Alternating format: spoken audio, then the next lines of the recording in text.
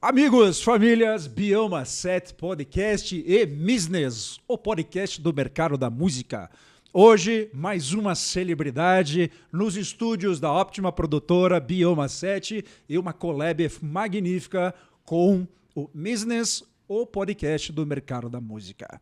De sobrenome suíço, de expertise artística, ele que transitava no mundo da televisão, ou transita, a gente vai descobrir isso agora, mas ele gosta de FM e ainda tem uma banda. Diz que é produtor, diz que é palhaço, e a gente vai descobrir a arte. Meu amigo Mauro Miller, seja bem-vinda aos estúdios do Bioma 7. Muito obrigado pelo convite, muito obrigado, prazer em conhecer vocês da Bioma. Estou encantado, senhoras e senhores. E com um vozeirão desse, eu quero saber depois se ele faz fono, porque eu preciso fazer fono. A equipe já me falou isso, mas eu desconfio que não. Mas vamos lá, então. Eu vou te indicar uma menina que acabou de se formar, chama Natália, minha filha. Olha aí, ó. A mais nova fonoaudióloga da praça aí. Então já manda um abraço e um beijo pra ela. Manda. Olha aí. Ó. Cara, Maurão, me conte uma coisa. Antes da gente saber da tua história, eu quero já dando um spoiler aqui. Você tá na Mix FM hoje. Eu faço a coordenação da Mix FM Curitiba. E o nome da tua banda, qual que é? Eu tenho duas, né? Uma é a banda que eu faço composições junto com os caras, que é a Fundação Elétrica. Fundação Elétrica. E também é autoral. E a outra é o meu trabalho solo, que é Mauro Miller e Os Iluminados, que é o trabalho que eu tenho de composição das minhas músicas. Perfeito. E nessa alta voltagem, nesse 220 aí, você ainda faz colaborações sociais com as vítimas de um palhaço. É isso? É verdade. O famoso palhaço de hospital, né? Vamos começar pelo palhaço do hospital, então? Bora lá. Da onde veio isso, como é que é isso e por que as pessoas precisam conhecer esse teu serviço? É assim, eu em 2007 eu fiz teatro, né? Comecei a fazer teatro e em 2017 eu já tinha feito 50 e tantos espetáculos de teatro. Legal. E eu era amigo de um palhaço chamado Rafael Barreiros, o palhaço Alípio, e a sua esposa, a Sombrinha, Milene Dias. E eles viviam me convidando para fazer workshop. Venha, você não precisa ser palhaço, mas venha para você ampliar os teus conhecimentos na área da arte, né? Você é ator, então isso vai fazer bem para você e tal. E eu nunca ia, porque era sábado e domingo, e geralmente eu, radialista e com banda e tal, né? Sábado e domingo é o dia que eu ganho grana, que eu estou apresentando eventos, que eu estou tocando e tal. Um dia ele fez um curso que ia de terça a sexta à noite. Eu falei, opa, esse eu posso fazer. E eu fiz o curso. Aí você pensa assim, eu sou ator, para ser palhaço vai ser, nossa, é só pegar as dicas aí e fazer, né? Nossa, eu tomei um tombo, cara. Tomei um tombo, eu vi que o palhaço e o ator são universos completamente diferentes. Por quê? Sendo arte. Por quê? O ator, você pega um texto, certo, e você faz assim, componha o personagem. Então o teu personagem é pai de família, 40 anos de idade, tem 3 filhos, ele é rico, ele tem casa na praia e ele toma um tombo financeiro. E você monta esse personagem, né? E aí você compõe esse personagem. Como é que veste, como é que anda, como é que fala esse personagem e como é que você vai contar essa história na pele de um pai de família rico que perdeu tudo. Ok. Aí você monta e vai lá e atua. Acabou a peça, acabou o filme, acabou o personagem. Você desveste o personagem e segue tua vida. O palhaço é você. O palhaço sou eu. Mauro é palhaço. Eu nasci palhaço. Só que você nasceu palhaço. Você nasceu palhaço. Você nasceu... Só que a gente não se tocou disso ainda. O que o curso fez comigo? Ele arrancou um palhaço que estava dentro de mim e o palhaço sou eu mesmo. A única diferença é que eu estou vestindo um nariz vermelho, uma maquiagem, né, um adereço, a roupa e o sapato do palhaço para autorizar a fazer aquilo, né? A sociedade autoriza o cara a partir do nariz vermelho, autoriza o cara a fazer coisas que, como ser humano comum no meio da rua, eu seria dado como um ridículo. Mas, traduzindo ridículo, espalhafatoso e digno de riso. Então, o palhaço que está dentro de mim, ele não tem mais bola para o que as pessoas vão pensar e ele faz essa controvérsia e é muito interessante. Essa é a diferença do palhaço. O palhaço sou eu e o ator é uma... personagem. Entendi. Então, se de Magic louco todo mundo tem um pouco, a gente também tem um pouco do palhaço, mas não o palhaço em si, mas aquela vontade de ser alegre, de sorrir, de contar uma piada, ou pelo menos desfrutar dessas instâncias. É isso? O palhaço ele não necessariamente ele nasceu para só fazer as pessoas rirem. O bobo da corte. Exatamente. O bobo da corte ele falava com o rei e ele contava verdades para o rei muitas vezes. Perfeito. Ele contava anedotas para todo mundo se divertir, porém, ele falava das questões importantes, né? Tem uma história clássica de bobo da corte que morreu o cavalo do rei, que acompanhou ele nas suas batalhas, e aí ele queria dar ao cavalo enterro de um chefe de Estado. E todo mundo ficou chateado com isso. Eu falei, caramba, eu estou sendo comparado a um cavalo só porque o rei está com essa mania de que o cavalo acompanhou ele nas batalhas. Caramba, que coisa ruim isso. Daí chegaram para o bobo da corte e disseram para o bobo da corte, fala lá com o rei, né? Dá ao cavalo as honras de chefe de Estado, que coisa horrível isso, né? Ele falou, rei, você vai dar ao cavalo honras de chefe de Estado. Muito bem. Eu sugiro algo melhor.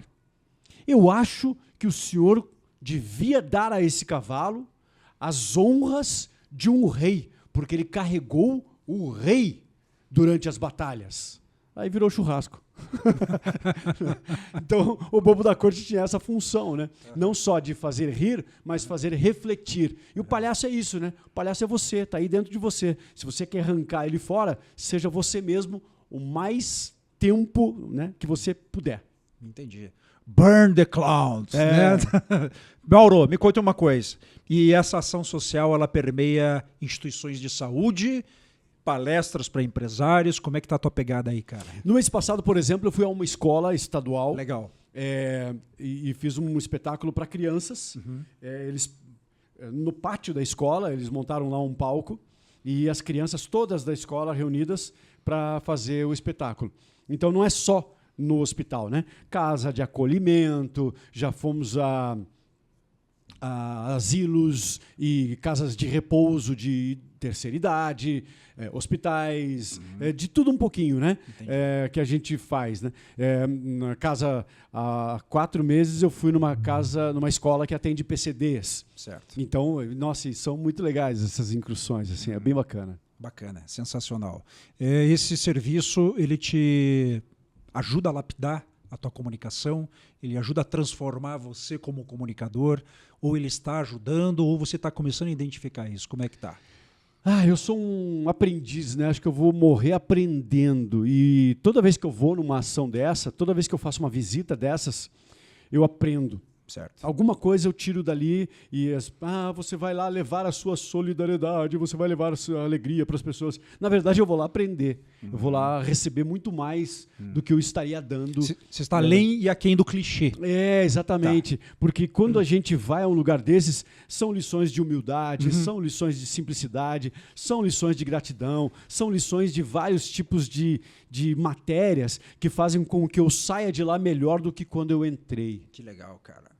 Você leva isso para FM de alguma maneira? A gente leva para todo lugar. Entendi. Para todo lugar. Eu levo isso para a TV, eu levo isso para o rádio, eu levo isso para a música, eu levo isso para o palco. Quando eu vou escrever uma música, isso está no subconsciente e acaba saindo, né? E agora traz para o Bioma 7 também. E agora traz para o Bioma 7 também. Verdade, verdade. Então, eu sempre peço dicas lá no final, mas já, usando a palavra palhaço, que dica você deixa aí pra galera que tá acompanhando a gente? Seja ridículo! Seja ridículo! Todo mundo pode ser um pouquinho ridículo. Claro. Muitas vezes. Se você pega, por exemplo, eu já fiz esse exemplo várias vezes, porque sempre tem uma garrafa de água perto da gente. Mas vamos pegar outra coisa aqui. Ó. Vamos pegar aqui essa tampinha aqui. Né? Essa tampinha aqui. Vamos dizer que você está num consultório médico, na recepção do consultório médico. Aí você pega essa tampinha de garrafa e começa a fazer uma coisa com ela, assim, por exemplo. E alguém está do teu lado e riu. Aí você pega de novo ela aqui. Com licença! Olha que ridículo. O cara nunca fez isso na entrevista, né? Nunca ninguém deu entrevista para você e entrou embaixo da mesa. Aí ele pega um chapéu e começa... Na recepção de um consultório, tá cheio de gente lá. As pessoas olham para você... Que cara ridículo. E a metade das pessoas vão estar dando risada. Sempre tem uma criança ali dando risada. E aí, quando a criança faz isso aqui, o que acontece? Ah, que gracinha, olha que bonitinho. Ela não está com o celular, ela está brincando com uma tampinha da garrafa, que bonitinho. Só que é um adulto, é ridículo. Entendi. Né? Então, assim, se a gente se libertar desses estereótipos e você começar a brincar com você mesmo, precisa tirar sarro da outra pessoa, brincar com você mesmo. O palhaço, ele é o ridículo autorizado, né? Porque ele está com o nariz vermelho. Mas então seja um pouco mais ridículo no seu dia e brinque com você mesmo. Tropeçou na escada, ops, oi, né? Brinque com você mesmo. Você vai descobrir que a vida é muito mais simples do que parece. A vida é muito mais tranquila do que parece. Se você cometer um erro no seu trabalho, fala assim, eu cometi um erro.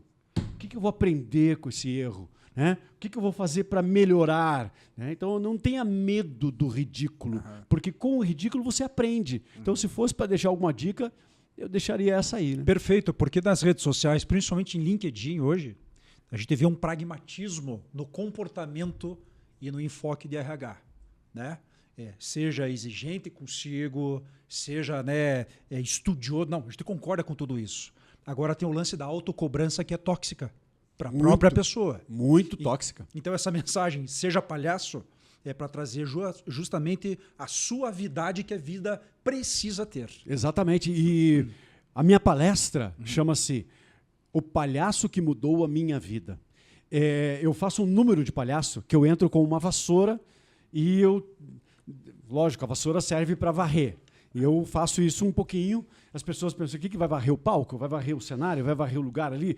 E aí eu começo a transformar a vassoura num binóculo, numa vara de pesca, aí eu chamo alguém da plateia, e o que nós vamos fazer com essa vassoura? E aí a gente inventa tal. Daqui a pouco eu transformo a vassoura numa guitarra. E ela termina com música. E aí eu ressignifico essa vassoura, né? Sim. E você pode ressignificar isso aqui. Vamos lá, vamos ressignificar essa garrafa aqui. Vamos lá. 5, 4, 3, 2, 1. Hello, Houston, we have a problem. E é um foguete. Você pode ressignificar todo o seu dia, se você quiser. E a minha palestra fala sobre ressignificar a vida. Porque é bom que você ressignifique o seu trabalho. Todo dia, 8 horas da manhã você entra, meio-dia você sai, vai almoçar, 2 horas você volta, 6 horas você vai para o happy hour. Ah, legal. Todo dia. Dá uma ressignificada.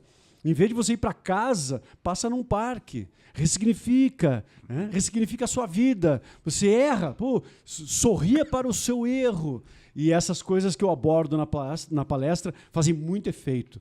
Porque as pessoas estão em busca disso. Certo. Né? Você não precisa ser melhor do que o teu concorrente. Você tem que entregar do seu jeito, que não é melhor, é diferente. E você pode conquistar mais clientes, mais parceiros, através dessa diferença. Né? A embalagem melhor, né? O mesmo preço, só que a minha embalagem é melhor, a minha entrega é melhor, eu vou pessoalmente entregar. Né? Essa vez eu não vou com motoboy, essa vez eu vou mandar um palhaço entregar pizza. Contrata um palhaço, vai entregar pizza. Oi! O cara chega com um palhaço entregar pizza. Eu falo, nossa, que louco. Tem uma pizzaria que me manda mensagens na capa da pizza, na caixa da pizza.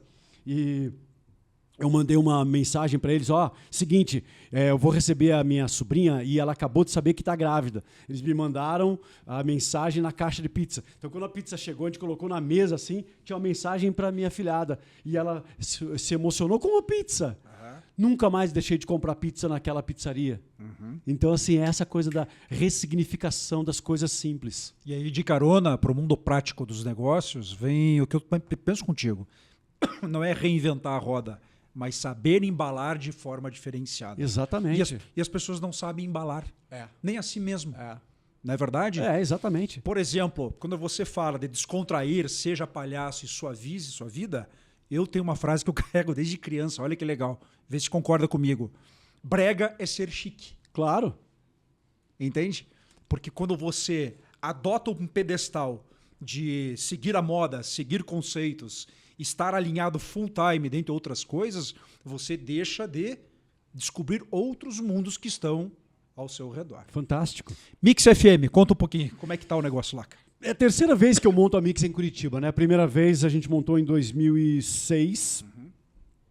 Só que a concessão da rádio, ela sofreu um problema legal e tiveram que sair do ar.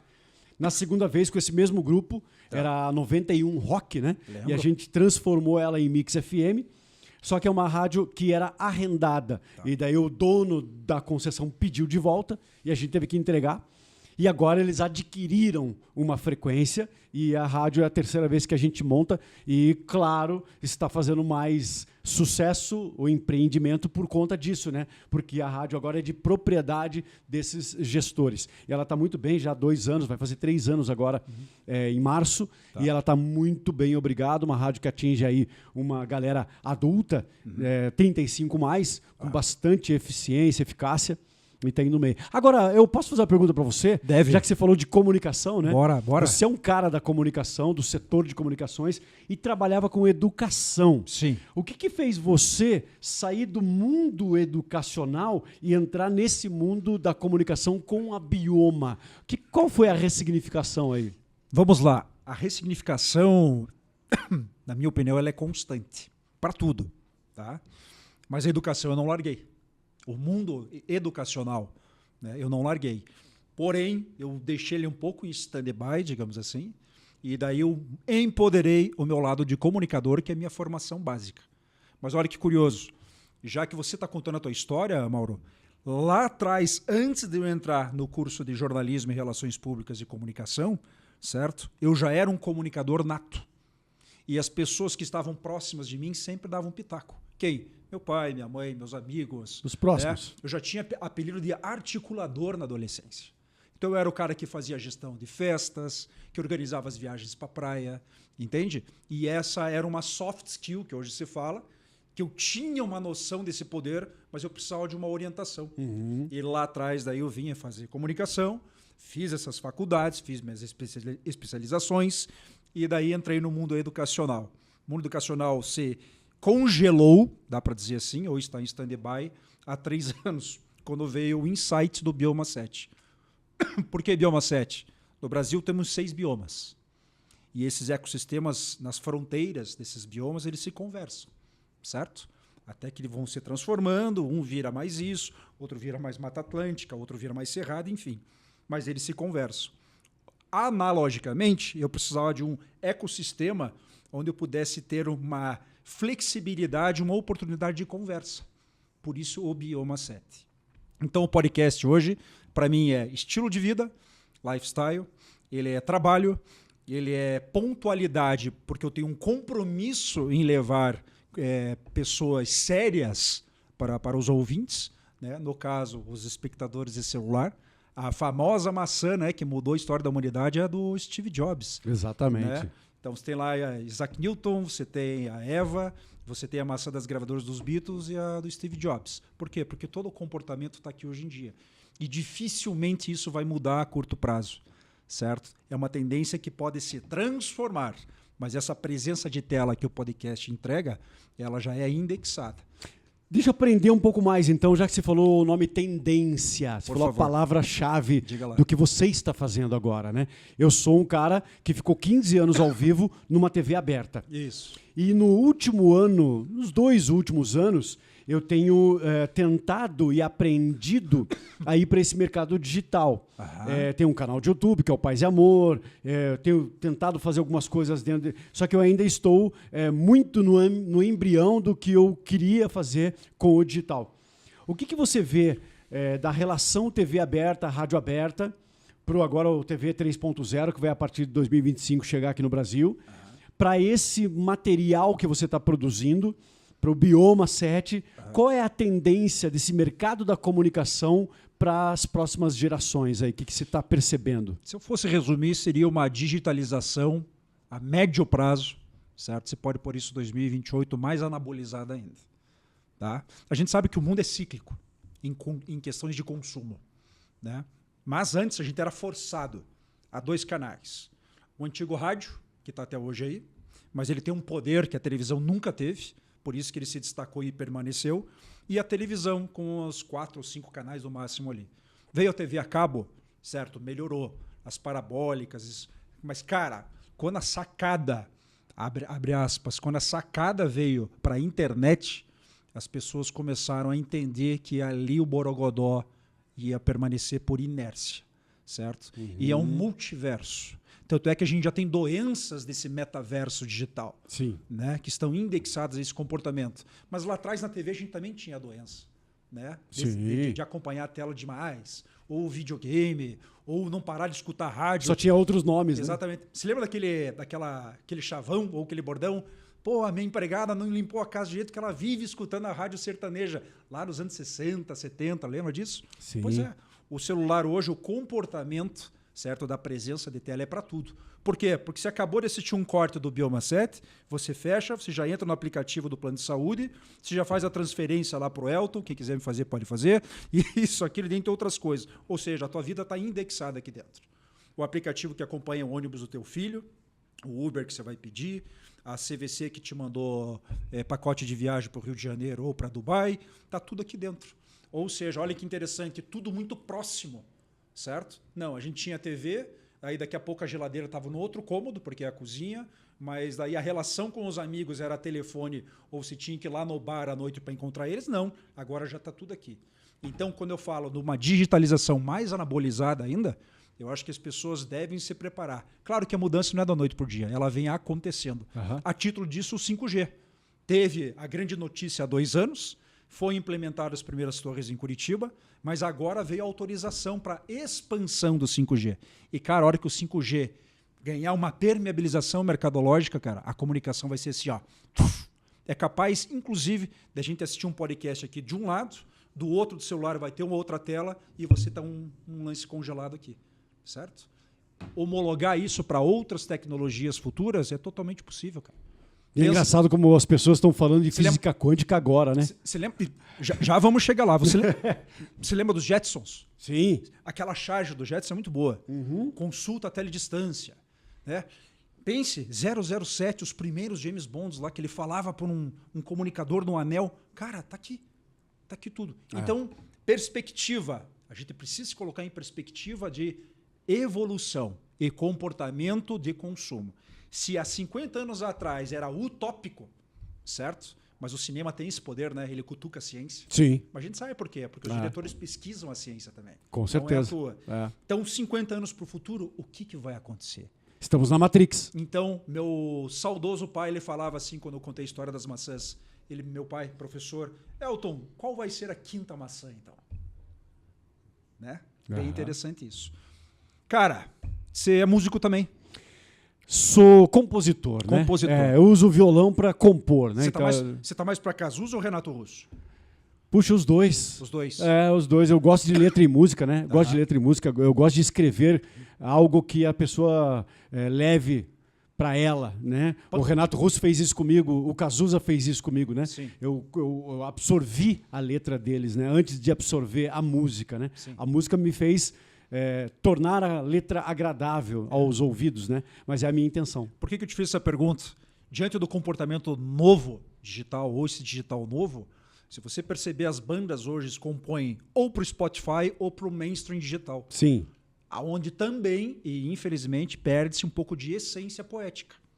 Um pouquinho. Entendeu? Uma amiga minha mandou uma mensagem, Elton, perfeito o teu programa do Business, mas eu acho que hoje a gente não tem profundidade de letra. Na hora eu respondi para ela. Eu falei, veja bem, Maria, quando você entende que na nossa época, nos anos 80, a gente tinha só 2 canais de comunicação e acesso à cultura, e hoje a gente tem um multiverso através da internet e do celular, você entende que as coisas são percebidas de maneira diferente hoje. Quando eu comecei a trabalhar em rádio... E gostava de cada um daí. Exato. Eu comecei a trabalhar em rádio, eu comecei como operador de áudio, né? Eu operava para o locutor falar. O locutor de um programa de domingo, chamava Lincoln, ele trazia um programa de 1 hora, das 11 à meia-noite, um programa de 1 hora de rock nacional. Foi ali que eu comecei a gostar de rock nacional. Eu tinha 14 para 15 anos. Ele trazia compactos simples de São Paulo, dessas bandas aí, Paralamas, o Traje a Rigor, Titãs e tal. Os compactos simples que vinham de São Paulo e não estavam nem na loja aqui ainda, né? E eu falava, cara, que isso, bicho, que música legal é essa? Eu falei, é uma banda de São Paulo, uma banda do Rio, uma banda aqui de Abelha, isso aqui é a banda, né? E você tinha esses acessos muito difíceis para as músicas, né? Hoje você pode buscar.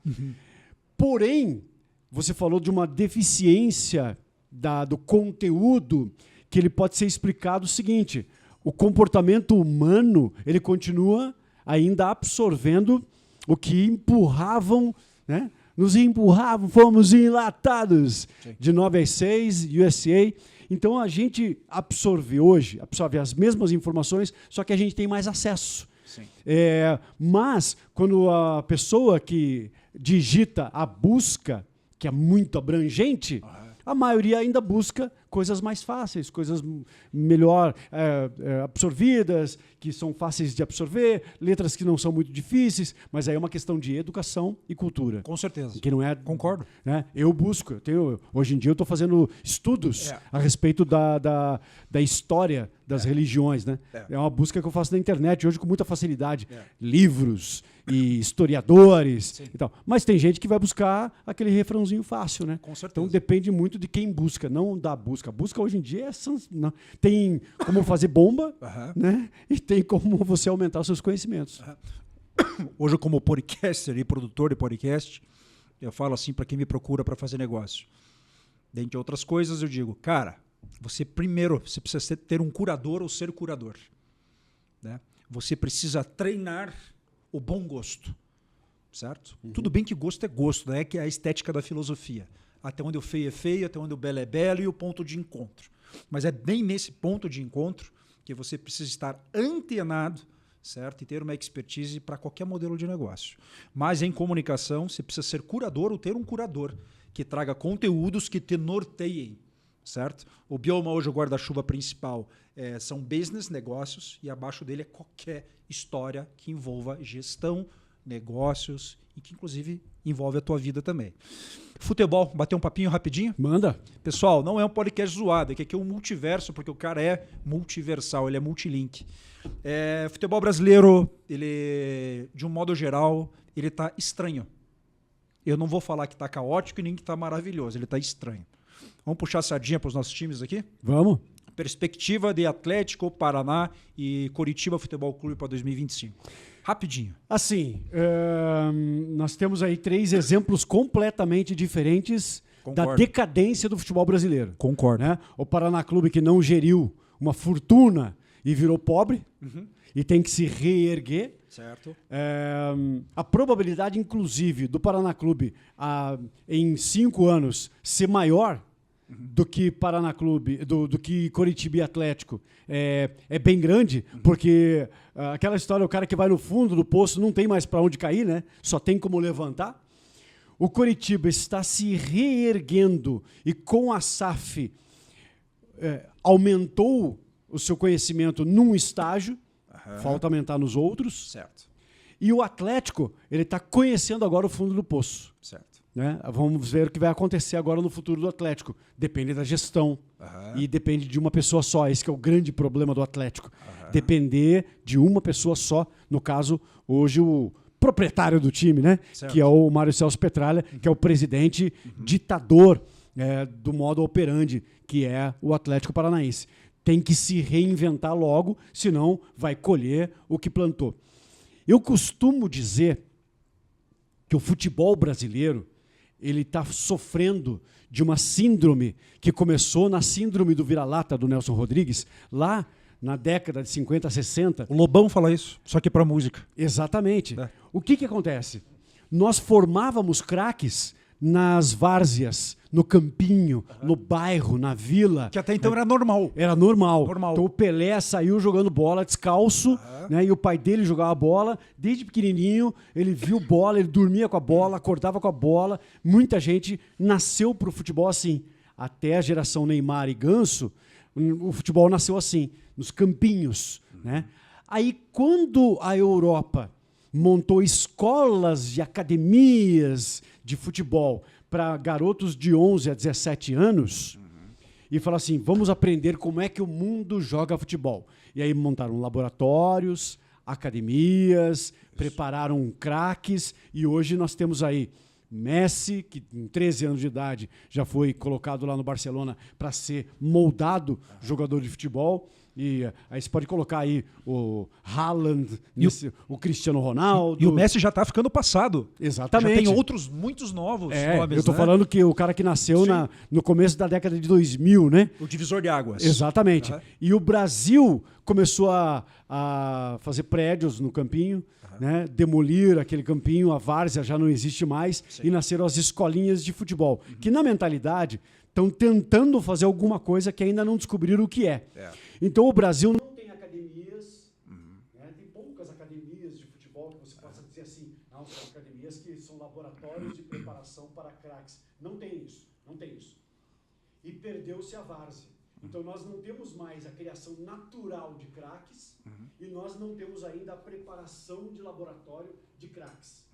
Então nós estamos nesse meio termo que está bagunçado. E o Brasil não consegue se reinventar como futebol. Enquanto isso, a Europa já está num nível muito na questão de laboratório e criando. Só para citar um exemplo, a Alemanha é campeã de 2014.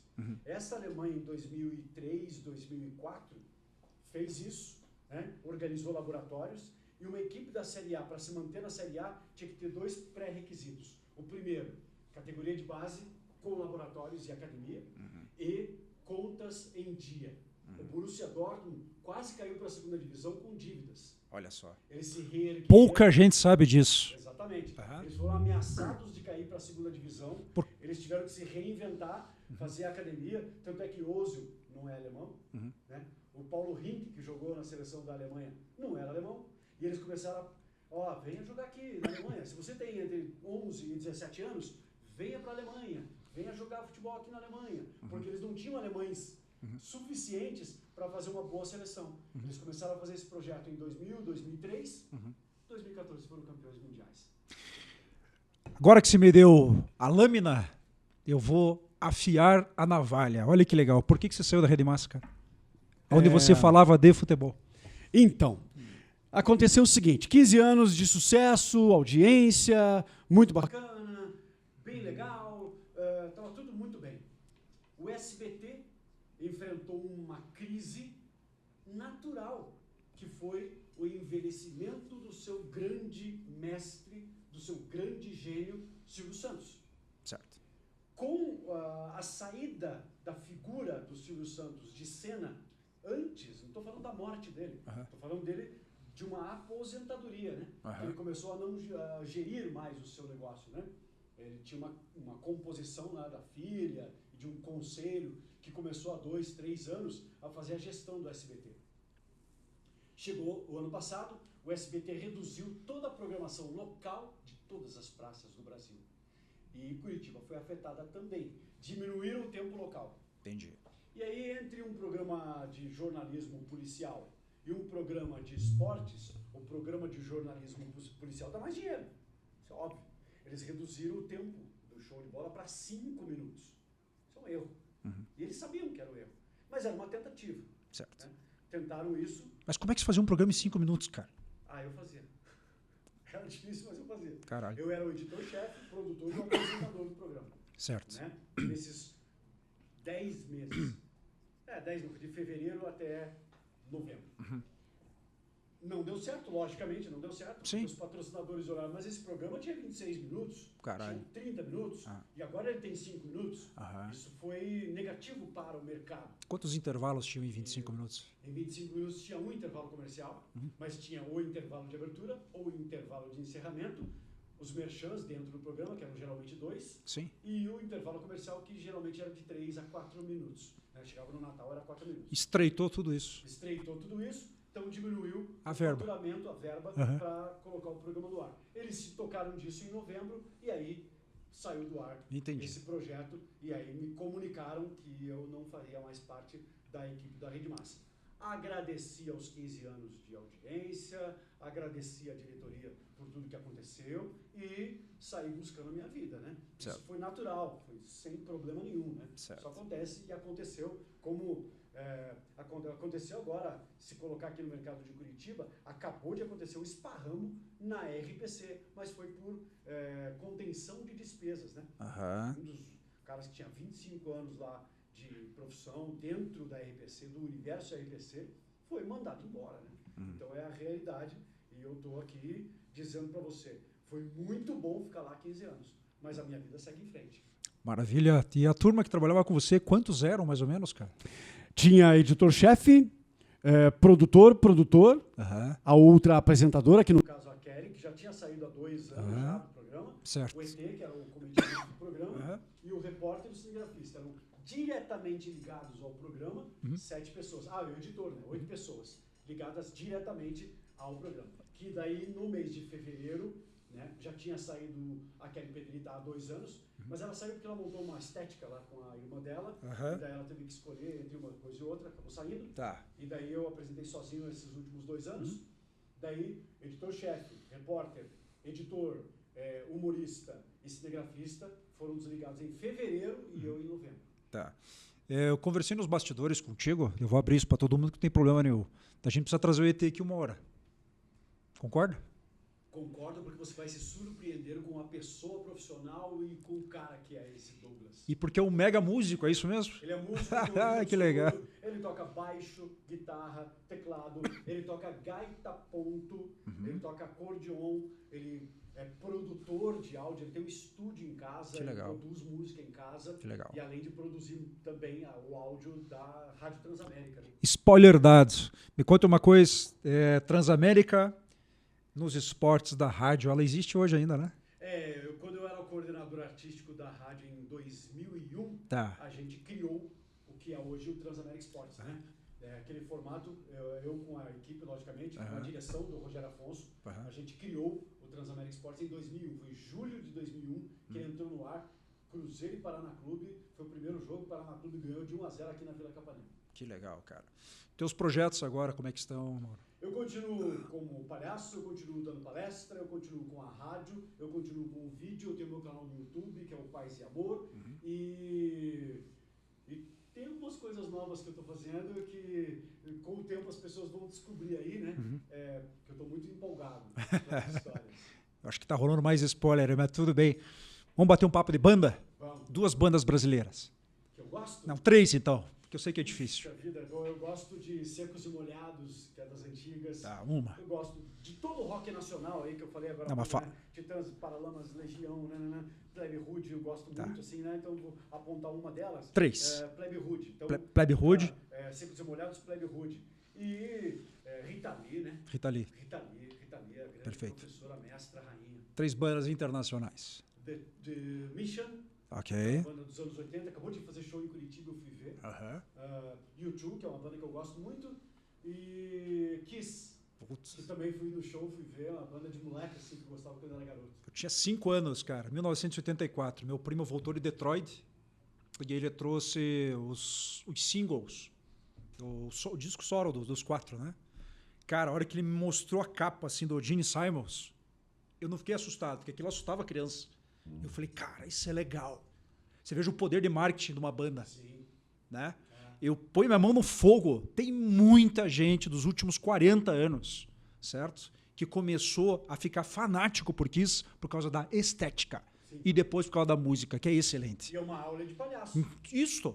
Eles isso. São circenses. Hoje em dia, se você pensar, é rock and roll. Eles personificaram as 4 figuras eternamente. Porém, começou com a essência da maquiagem do palhaço, o cuspidor de fogo, né, e tudo que tinha dentro de um circo. Isso. Eles colocaram no palco Isso. e colocaram no rock and roll e hoje eles são uma referência. Referência estética. Tem muita banda aí, galera, que usa máscara, que usa peruca, que usa tudo. Você tem a certeza que tem laboratório com o Kiss aí. Slipknot. Um monte. Aquele do Dee Snider lá, como é que é o nome daquela banda? We are gonna take it on. Twisted Sister é uma banda que praticamente imitou, né? Motley Crue tem a referência do Kiss e outras bandas que não maquiam, mas que tem na estética a cara do Kiss, assim, né? Eles são realmente a maior banda de marketing da história do planeta. Com certeza. A missão do Business é também explorar o universo da música, não só do músico, mas também do contratador. e da cena musical como um todo. Você é da época da 90.1 MHz, que eu sei disso, depois de 91, aí Transamérica, quer queira ou não, tinha uns rock lá no meio, e enfim. E é músico hoje. Como é que você está vendo o mercado curitibano hoje? Quando eu falo curitibano, pessoal, não é para vocês entenderem que é só Curitiba, não, é Curitiba, assim como outras capitais brasileiras, sofrem de problemas para contratar músicos. Aonde que eu quero chegar? Eu vejo hoje os donos de pubs e bares terem dificuldade para terem música ao vivo. Quando é que isso vai acabar, cara? Nunca. Um absurdo. Não vai acabar. Assim, um pub, um bar, uma casa noturna vende cerveja e comida, na sua essência. Certo. Tem aquela banda, aquele bar que é mais diferentinho assim, aquela que é mais hambúrguer, aquele que não sei o quê, aquele que lá, vai ter um palco lá, né? Quem que vai lá tocar no palco? A banda que fizer o bar vender mais cerveja e comida. Ponto. Se essa banda é autoral, se essa banda é cover dos anos 80, se é banda de rock, se é banda de pagode, se é banda de sertanejo, não interessa. Vai subir no palco a banda que fizer a casa encher de gente para comprar cerveja e hambúrguer. Certo. Cerveja e petisco. E acabou. Essa é a consciência que o dono do bar tem e que nós não podemos nos livrar disso. Eu tenho autoral, tenho música autoral. Minha música Razões está lá no Spotify. Eu hoje faço um show que a única coisa autoral que eu toco é essa música Razões. E todas as outras do show de 1 hora e 45 minutos são músicas do rock dos anos 80 e 90. Toco Barão Vermelho, Legião Urbana, Paralamas, toco Skank, Charlie Brown Jr. e toco a minha música no meio do show. Tá. Né? Por quê? Porque se eu quiser tocar num bar que vende cerveja e hambúrguer, você vai segmentar. Eu tenho que entrar na onda, senão eu Isso. toco. Aí o dia que minha banda fizer muito sucesso nacional e que as pessoas vão só para ouvir a minha banda tocar, e aí sim eu posso cobrar ingresso para a banda ver o Mauro cantar Razões e os grandes sucessos do Mauro. Aí nós estamos aí do Jota Quest, do Samuel Rosa, do Nando Reis, né, que são pessoas que vão tocar para as pessoas pagarem ingresso para ver exclusivamente ele. Mas o pub e o bar não. O pub e o bar vão contratar a banda que faz ele vender cerveja e espetinho. Perfeito. Eu vou puxar a sardinha aqui para os meus amigos empresários, certo? Exemplo do Água Verde. O Água Verde pós-pandemia, ele brotou mais ou menos ali na região da Avenida dos Estados, uns 25 bares. Todos eles têm dificuldade com o poder público de ter música ao vivo. Todos já levaram multa, foram cerceados, entre outras coisas. O ruído. Mas o que pode ser feito aí? O ponto de equilíbrio, cara? É mudar a lei do ruído. Pois é. A casa ter um sistema acústico, que não tenha muito barulho para fora. E que seja acessível. Que seja acessível. Porque, pessoal, fazer um projeto acústico, às vezes, a gente conhece um monte de gente que faz, mas é 500 mil. E não, o empresário não pode investir 500 mil. Ele precisa de algo porque o músico vá lá e faça o mercado girar. Continue, por favor. E mudar um pouco a lei do ruído, né? Isso. A lei do ruído foi institucionalizada lá na década de 90, que deixa a música no mesmo patamar que o barulho do ônibus expresso vermelho do portão. Do barulho da Harley Davidson? Do barulho da Harley Davidson. Deixa no mesmo patamar. Mas, quando você faz uma música ao ar livre, obedece o mesmo critério que o barulho da Harley Davidson. Que faz barulho vai ganhar multa. É um contrassenso. É um total contrassenso. Então, quando é música, tem que fazer aonde pode, aonde deve. Né? Só que na lei está o seguinte, né? Pode, desde que seja uma festa religiosa ou um evento promovido para o poder público. Quer dizer, político e igreja pode. Mas se você quiser fazer um show ao ar livre para fomentar a cultura curitibana, você quase não consegue. É muito difícil. E foi votado por causa daquela festa que um prefeito nosso aí, que está saindo agora, ele fez por causa da festa do Rosário, aquele que bolou, ele que deu a ideia, né? Então era coisa política. Feio isso, muito feio isso, muito horrível isso. Mas é uma realidade. Então precisa mudar primeiro essa regra, essa lei. Depois que mudar essa lei, aí temos que colocar a adequação do mercado, né, da música para se beneficiar disso. Para a turma entender, Mauro, olha que legal. Vamos fazer um desenho aqui. você tem uma capital que é considerada turística. Que, aliás, o Brasil inteiro tem um potencial turístico fenomenal. Sim. Mas vamos pegar as capitais, no caso Curitiba. Capital do turismo. O turismo começa das 8 da manhã e vai até mais ou menos 2 horas da manhã. Opa, não. Depende para quê. Às vezes é um turista que quer sair à noite e ele não vai conseguir achar uma música ao vivo, certo? Num simples voz e violão, por exemplo, no barzinho lá do primo dele que está ali próximo. Por quê? Por causa do cerceamento dessas leis municipais que estragam essa máquina que gira dinheiro. Porque o músico ganha, o cliente consome, o bar ganha e esse bar contrata funcionário, contrata estagiário de marketing do backstage, contrata garçom, garçonete, hoster, um monte de gente, certo? Estamos fazendo um movimento agora aqui, liderados pelo Marcelo do Motor Rocker, que é transformar Curitiba na capital nacional do rock and roll.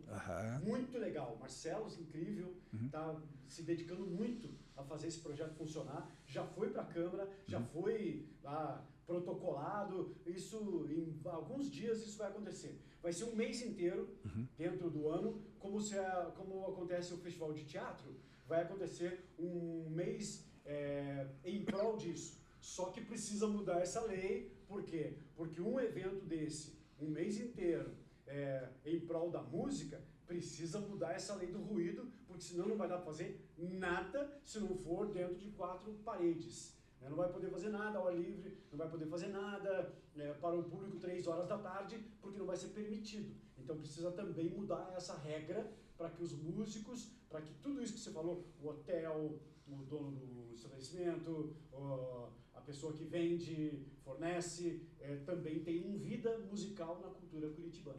Com certeza. É uma máquina, né? É uma máquina. É uma máquina. Poderosa. É uma máquina poderosa. Quando se fala assim, São Paulo, Nova York, todo mundo gosta de falar, né, da cultura dos grandes centros. Mas tudo isso teve uma origem. E são cidades aí que a gente sabe que tem as leis municipais, mas elas nitidamente são mais flexíveis. Com certeza. Nitidamente. Você vai para o litoral do Paraná. Até o governo aí fez uma programação de shows ao vivo aqui, do lado de Curitiba. Né? Então, se você quiser tocar ao ar livre, você pode ir lá. Mas daí é só dezembro e janeiro, né? Porque é calor. Né? Depois não tem mais. Então, se o curitibano quiser curtir música ao ar livre, música num ambiente aberto, ele não pode curtir em Curitiba. Ele tem que ir ali 100 quilômetros daqui que ele pode. Ali é permitido. E ali eles fazem. E fazem mesmo. Por quê? Porque há tanta necessidade do povo de 100 quilômetros perto de querer ver esse tipo de evento que só vai conseguir se descer para o litoral, né? Perfeito. Então, por que não em Curitiba? Por quê? Então, tem que mudar a regra, né? Então, mudem a regra, pelo amor de Deus. Beleza. De improviso, eu vou cantar uma letra, você termina a frase e daí você deixa uma mensagem final. Partiu? Partiu. O teu futuro é duvidoso. Eu vejo tudo de bom pra você. Quem vem com tudo não dança. Isso aí. É isso aí. Pô, muito bom, cara. Muito bom. Muito demais. Que papo legal, né? Dá pra gente ficar aqui até agora são 11 horas da manhã e 20 minutos. Dá pra ficar até as 3 horas da tarde conversando. Perfeitamente. Mauro, obrigado. Eu que agradeço. Muito, muito, muito obrigado aí. Muito obrigado a você que acompanhou até agora, vocês que trabalharam aqui e a você, todo o teu grupo, todo o teu time bom aí. Maravilha. Business, o podcast do mercado da música em collab com o Bioma 7 Podcast, recebendo Mauro Miller. Abraço, cara. Abraço a todos. @Mauro Miller, tá escrito aqui, é só seguir. Obrigado.